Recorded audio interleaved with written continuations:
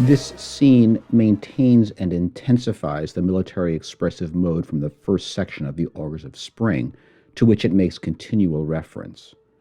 Dramatically, it is a scene of ritualized sexual violence in which young men forcibly abduct female mates. In Kraft's words, the men appear, each of them seizing one of the unbreached girls. The composer warns choreographers that it is a Sabine-type mass rape and not an action that can be symbolized by a single pair of dancers. The Hodson recreation of Nijinsky's choreography affirms this understanding. Pretty much the whole scene involves the men chasing, grabbing, and seizing as the women try to run away. The drama is about fecundity, fertility, and a bursting forth of sexual energy. It is also about coercion and rape. The instrumentation is oriented toward brass and percussion, with frequent outbursts from the whole orchestra as opposed to the delicate woodwind solos of the introduction to Part 1. The principal melodies are a fanfare and a hunting call, particularly appropriate in this scene, a literal hunt of women by men. The scene is in 3 large sections. The first features an octatonic festival of oscillating harmonies over which the fanfare and the hunting call resound. This section is mostly oriented toward E flat. In the middle section, a new melody that descends through a perfect fifth is thickly encrusted with dissonant planing lines, bringing the conflicts of the first section to a climax.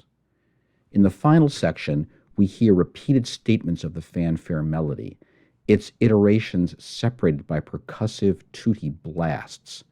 The atmosphere is triumphant, victorious. In the first section, the fanfare melody is in conflict with the octatonic harmonies. In the final section, the harmonic environment is mostly diatonic. The melodic and harmonic layers are reconciled to each other, resistance has been overcome, the hunt has been successfully concluded. This concluding section is strongly oriented toward F, and the entire scene thus traces a large-scale motion from E flat to F. The same can be said of the preceding scene, the Augurs of Spring. The large-scale move from E flat to F binds these two scenes together musically and dramatically. The harmony layer swirls and vibrates with triads and seventh chords related to T3 or T6, an octatonic festival. Block by block, the harmony oscillates between 2 sets of triads and seventh chords, moving up and down by T4. The rhythm is hard to grasp, as both pulsation and meter are elusive. Above the octatonic swirl, we find 2 melodies in military mode, a fanfare and a hunting tune. The fanfare moves within 0257. The hunting call is a simple perfect fifth, 07. In the introduction to Part 1, such melodies were associated with the sounds of the natural world, including shepherd's pipes and bird calls. Here, in the Ritual of Abduction, they retain some of that association, but now evoking natural horns. In general, there is a conflict between these melodies and their harmonic environment, suggesting the conflict inherent in this abduction ritual. A wild, frenzied opening with a thick, agitated chord in strings and brass and a fanfare-like melody in the winds.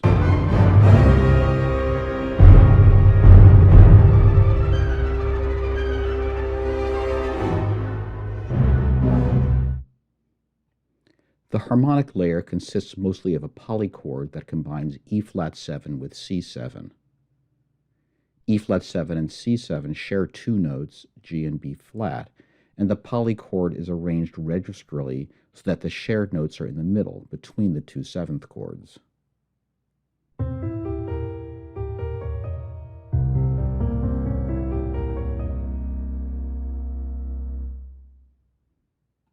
Both the E flat 7 and C7 components recall elements from Augurs of Spring.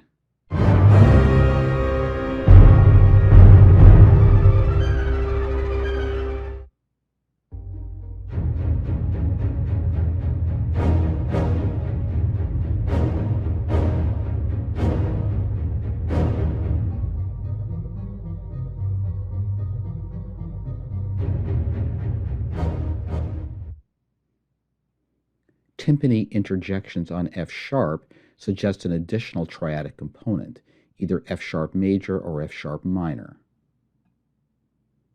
All three components on E flat, C, and F sharp inhabit an octatonic collection.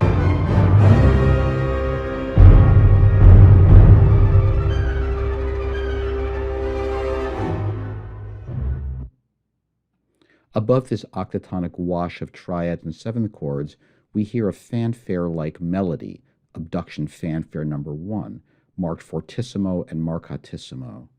Within an A Dorian collection, the melody is presented as two scalar tetrachords. The lower component represents a Dorian tetrachord ABCD. The upper component, D, E, F sharp, G, represents not the usual Dorian tetrachord, but rather 0, 2, 4, 5. Overall, the fanfare moves within a frame D, E, G, A, or 0, 2, 5, 7.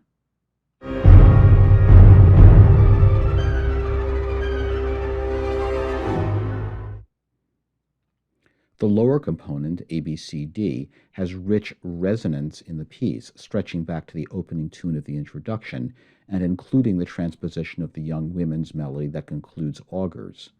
But there is nothing pastoral or feminine about the abduction fanfare. The musical material has been repurposed, its expressive impact transformed.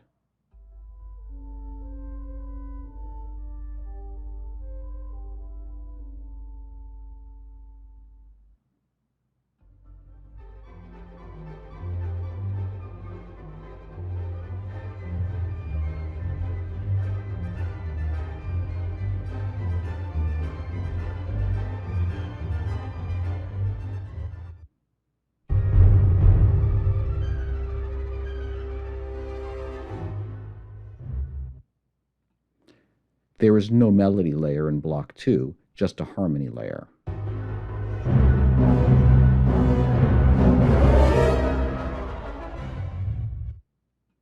The harmony layer consists of the polychord from Block 1 transposed down 4 semitones, from C7 and E flat 7 to G sharp 7 and B7.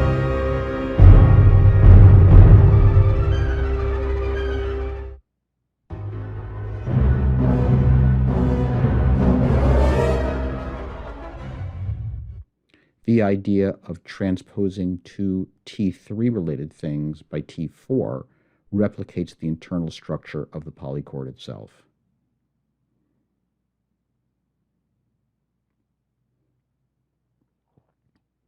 The richly textured harmonic layer of Block 3 is again an octatonic festival, featuring triads and especially dominant seventh chords on E flat, F sharp, A, and C.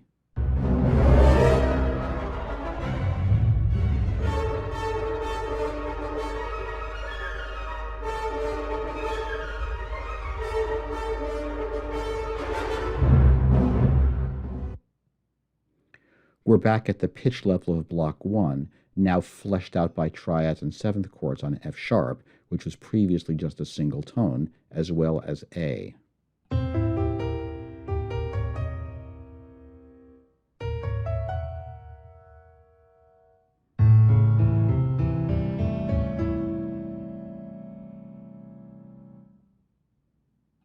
To further thicken the texture, there are passages of parallel planing dominant seventh chords that connect the principal chords with chromatic passing notes, starting and ending on E flat 7.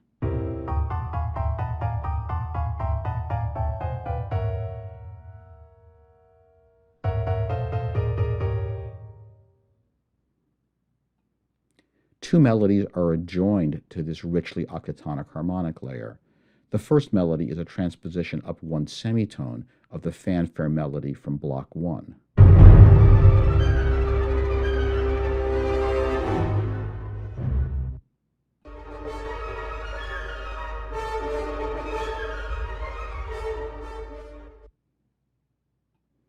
An additional melody, a two-note hunting call played by French horns, consists of the perfect fifth D-A. I will refer to it as the abduction hunting call, and it clashes sharply with both the harmony and the main melody, especially with the E-flat 7 harmony and the E-flat B-flat melodic frame of Abduction Fanfare Number 1. Like the fanfare, the hunting call is an emblem of the military mode. The hunting call has an almost literal dramatic association in this ritual of abduction. The men are hunting the women as prey.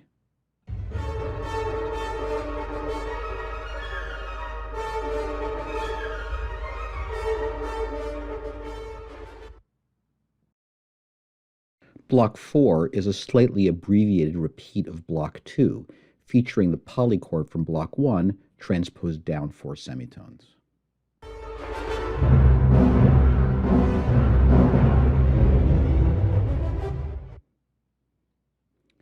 The first 4 blocks together thus project a harmonic oscillation up and down by 4 semitones.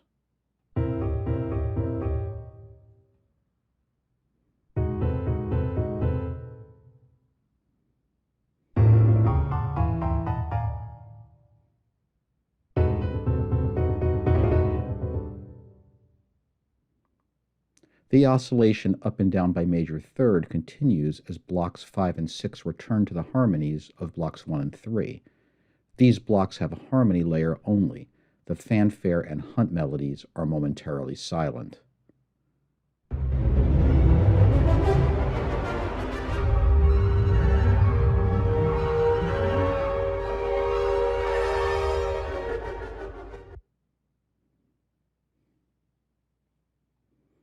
The harmony layer consists of triads and seventh chords on C and E flat, on F sharp, and on A, as well as 2 of the 3 diminished seventh chords to thicken the texture.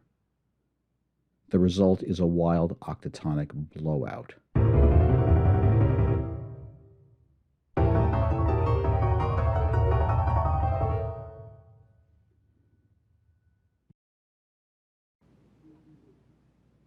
In this section, a new melody that descends through a perfect fifth, Abduction Fanfare Number 2, is thickly encrusted with intensely dissonant planing and brings the conflicts of the first section to a climax. A gentler recall of the hunting tune initiates a transition to the triumphant final section. After several blocks without a melodic layer, the second section of the scene begins with a block that is virtually all melody, a diatonic tune that moves through a perfect fifth, encrusted with planing parallel motion.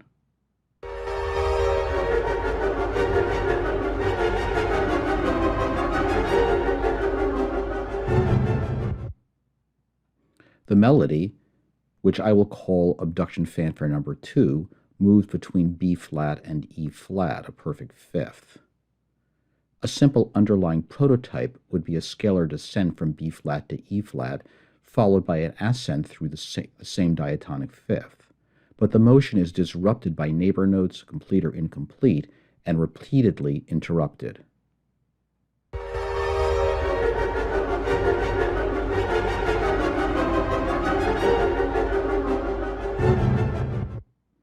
Its generally regular 6/8 meter is elongated by insertion to 7/8, diminished by deletion to 2/4, and reconfigured via hemiola to 3/4. With those irregularities in mind, we can hear an underlying hypermeter that involves 3 two-bar pairs.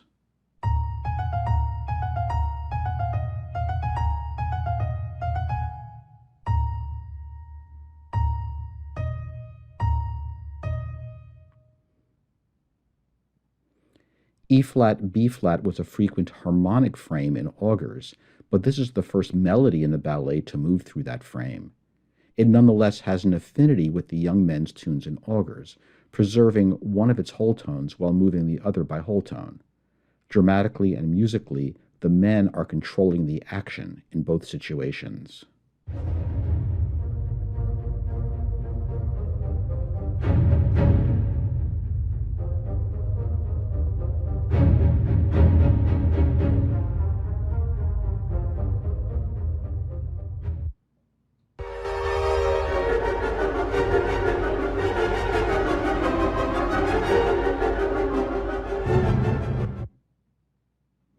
Throughout the block, the melody is doubled by planing parallel motion in two strands. In the upper strand, the top two parts are simply diatonic thirds moving within a diatonic collection, probably best identified as E-flat Dorian. The quality of the thirds, major or minor, is adjusted to fit the scale. To these parallel thirds, a second stream of parallel thirds is added. Every minor third in the upper stream is accompanied by a major third in the lower stream, and vice versa. The two thirds always share a common tone. To each major third in the top stream, the lower stream adjoins a semitone above the root. To each minor third in the top stream, the lower stream adjoins a semitone above the third. As a result, every chord is a three-note chord of the same type, namely 014 or 034. Complex dissonant planing like this is emblematic of the violent, combative military mode.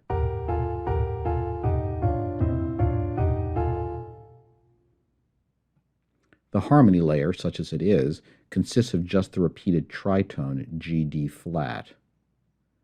It evokes the harmonies of blocks 1, 3, and 5, and 6, especially the E-flat 7, so prominent to all of those blocks.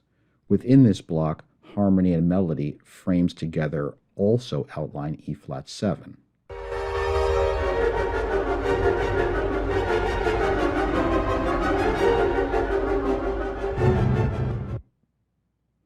This brief block consists of a sudden, abrupt transposition of block 7 down a semitone.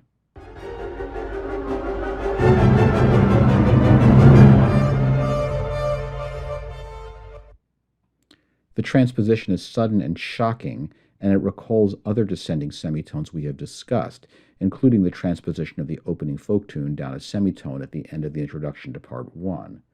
There, the descending semitones seem to resonate with the traditional affect of lamentation and grief.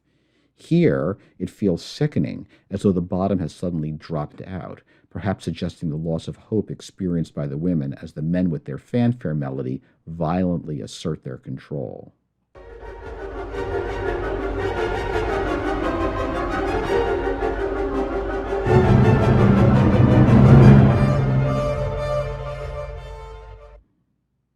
In block 9, the texture suddenly thins to only two elements, a harmony layer consisting of F7 in the now familiar 6-5 position, and the horn's abduction hunting call from block 3, a simple alternation of D and A, a perfect fourth apart.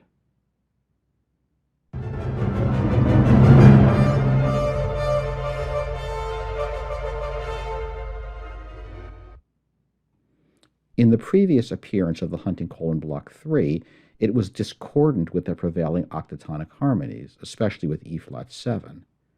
In block 9, it can be thought of as a stripped-down continuation of the melody from block 8, moving within the same D-A frame, and harmonized more mildly with F7 as the hunt moves toward its successful conclusion. Block 9 draws together previous occurrences of both the fanfare melodies and the hunt melody.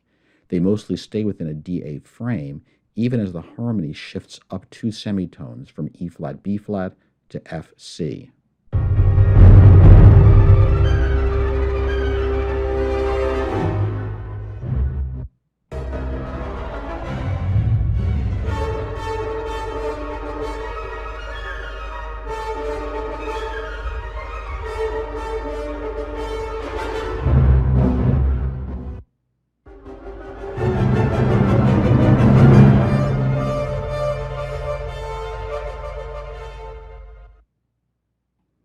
In block 10, a transition to the third section of the scene gets underway.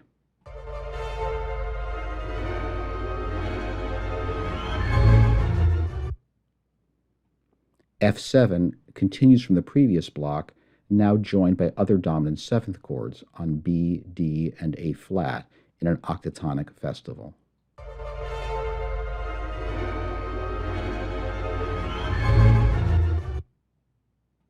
Block 11 marks the culmination and end of the second section of the scene.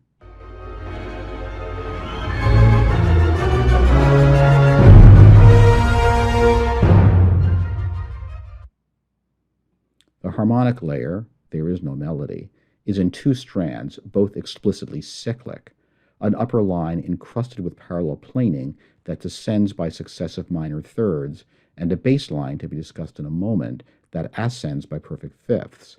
In the upper strand, the top line mostly descends through a 3-cycle, with parallel lines that create horizontal diminished seventh chords, with a form of 0-4-5 on every beat. The 0-4-5s are arranged to suggest a major seventh chord, of which the highest note is the chordal seventh.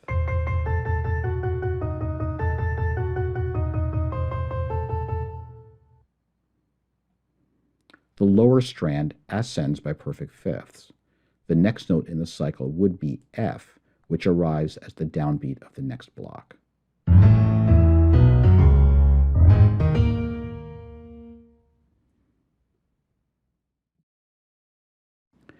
In the third section of the scene, the fanfare melody returns in triumph. It is now fully in sync with the F-centered chords that punctuate its statements. The octatonic confusion of the first section is gone now, replaced by diatonic simplicity and clarity. At the same time, the harmonic orientation has shifted from E-flat to F. Both of these shifts are musical signals that the men have emerged victorious in their violent hunt. We saw the same harmonic shift from E-flat to F over the course of the preceding scene, The Augurs of Spring. In that scene, the men and women dance separately on E-flat and celebrate a joyful union on F.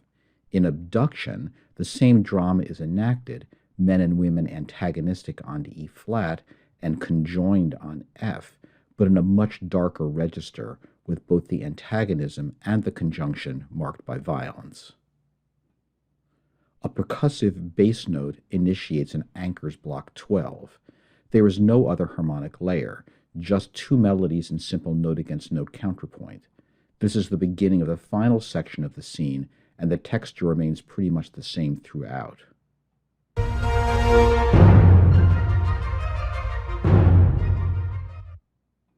The percussive F leads to a transposed restatement of Abduction Fanfare No. 1 from blocks 1 and 3.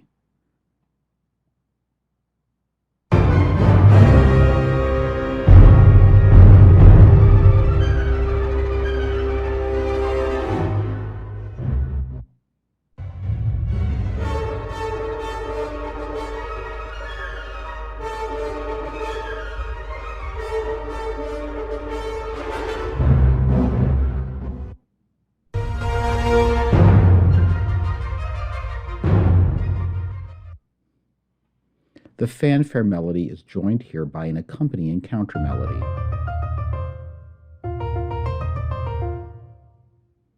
The accompanying counter melody moves within a Dorian tetrachord, C, D, E flat, F.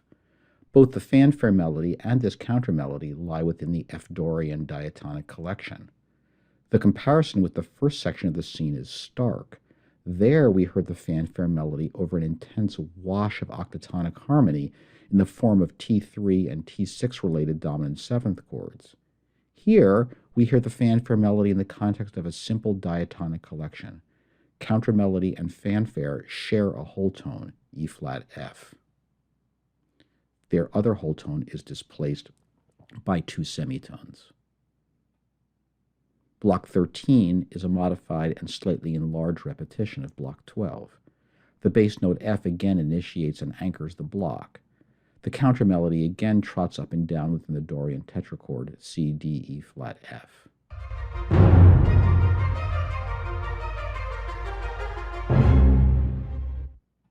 The fanfare melody is somewhat extended, and its lower component has been filled in.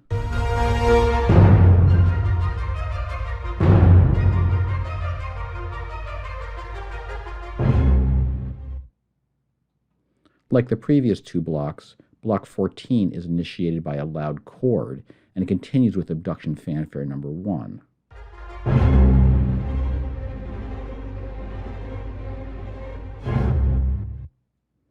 As percussive punctuation, instead of a single F, we get a 5-note chord oriented toward FC.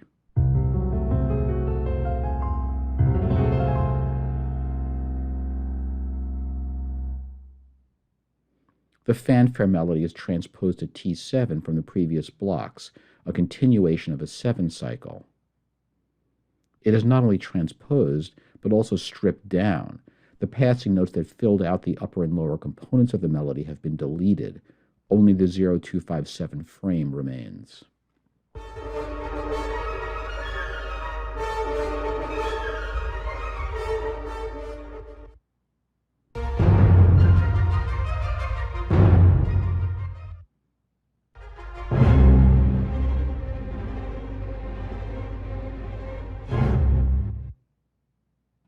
At this new pitch level, the fanfare tune is strongly associated with the young men's melody from Augurs, 3 moments of male assertion and predominance.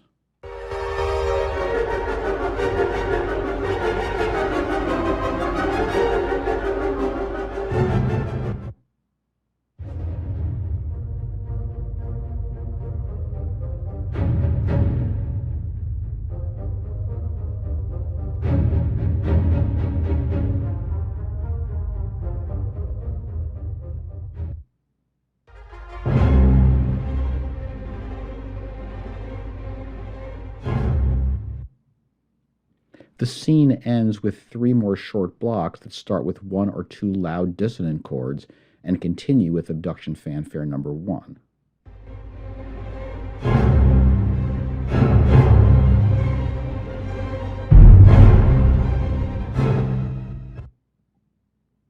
Like the preceding blocks in this final section of the scene, these 3 blocks begin with 1 or 2 F-centered chords.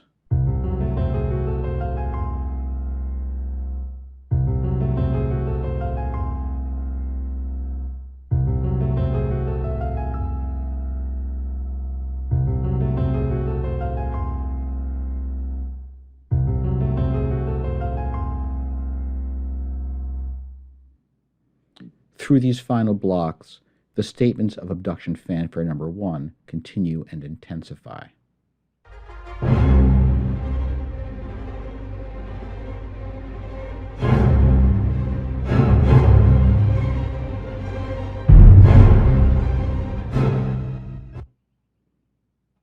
This final block of the scene marks both a cadential conclusion to the scene with 4 final statements of the F-centered chord and a transition to the following scene, the spring rounds.